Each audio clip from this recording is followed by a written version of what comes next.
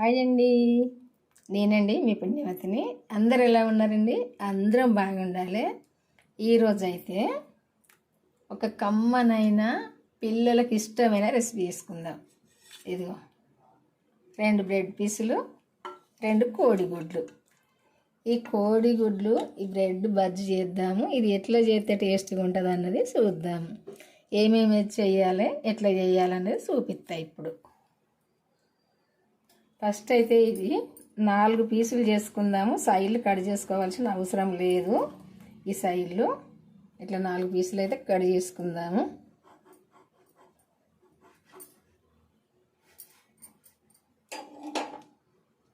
ఇట్లా 4 పీసులు కట్ చేసుకొని ఇవి ఇప్పుడు పక్కకు తీసుకుందాము. ఈ 2 గుడ్లకు ఈ 2 పీసులు సరిపోతాయి. ఇవి 8 ముక్కలు అయినాయి కదా, సరిపోతాయి. అవసరమైతే 8 చేసుకోవచ్చు, లేకుంటే 6 చేసుకోవచ్చు, 4 చేసుకోవచ్చు, మన ఇష్టం. ఫస్ట్ అయితే ఈ గుడ్లు అయితే పలగొట్టుకొని ఈ బౌల్లోకి అయితే తీసుకుందాం. ఇప్పుడు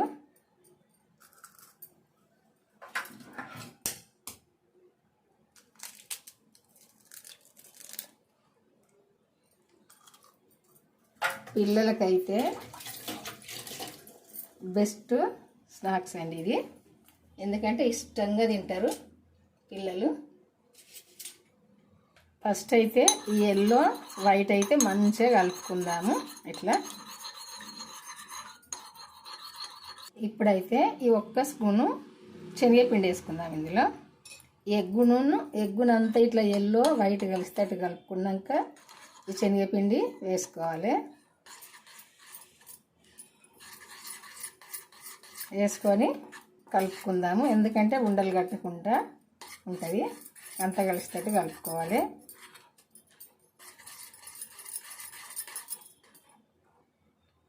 ఇట్లా కలుపుకున్నాక ఈ మిర్చి పౌడర్ వేసుకోవాలి. ఇది మనం బరకగా పట్టుకున్న మిర్చి పౌడర్ వేసుకోవాలి.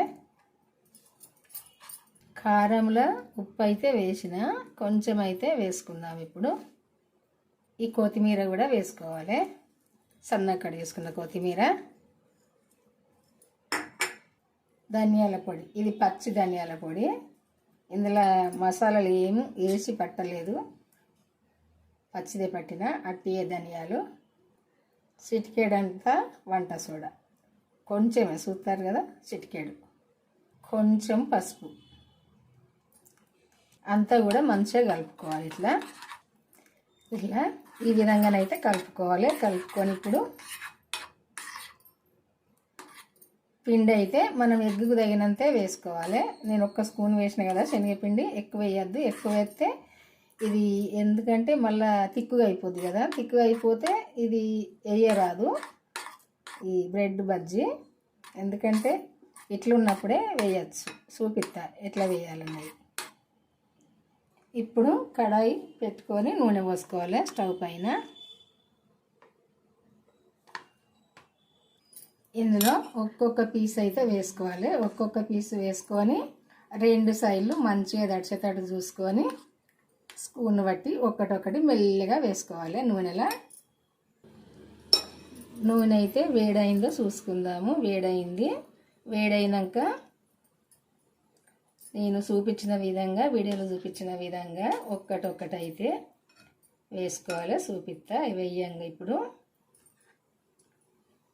ఇదిగో ఇట్లా ఒకటొక్కటి వేసుకోవాలి. అంటే మనం ఎక్కువనైనా 2 అయినా వేసుకోవచ్చు, 3 పీసులు అయినా వేసుకోవచ్చు. నేను కొంచెమే నూనె పోసిన కాబట్టి ఒకటొక్కటి వేసుకోవాలని చూపిస్తాను మీకు. వేసుకొని కొంచెం నూనె ఇట్లా పైకి అయితే ఇట్లా అనుకోవాలి. ఇట్లా అనుకొని ఒక సైడ్ కాలినాక ఇంకొక సైడ్ అయితే ఇట్లా దింపి వేసుకోవాలి. ఇట్లా 2 సైడ్లు అయితే మంచిగా కాలనియాలి. 2 సార్లు అయితే అటు ఇటు తింపి వేసుకోవాలి. వేసుకొని మంచి కలర్ వచ్చేదాకా కాల్చుకోవాలి. నూనె వినబుడిగా తగ్గినాక తీసుకోవాలి. ఇదిగా చూసారు కదా ఎంత బాగుందో.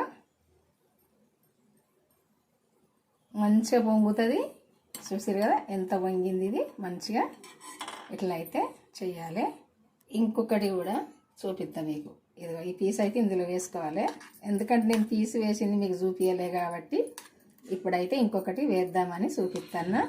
2 సార్లు అయితే ఇట్లా ముంచుకోవాలి. ఇది ముంచుకొని ఇదే స్పూన్తో మెల్లగా ఇందులో వేసుకోవాలి.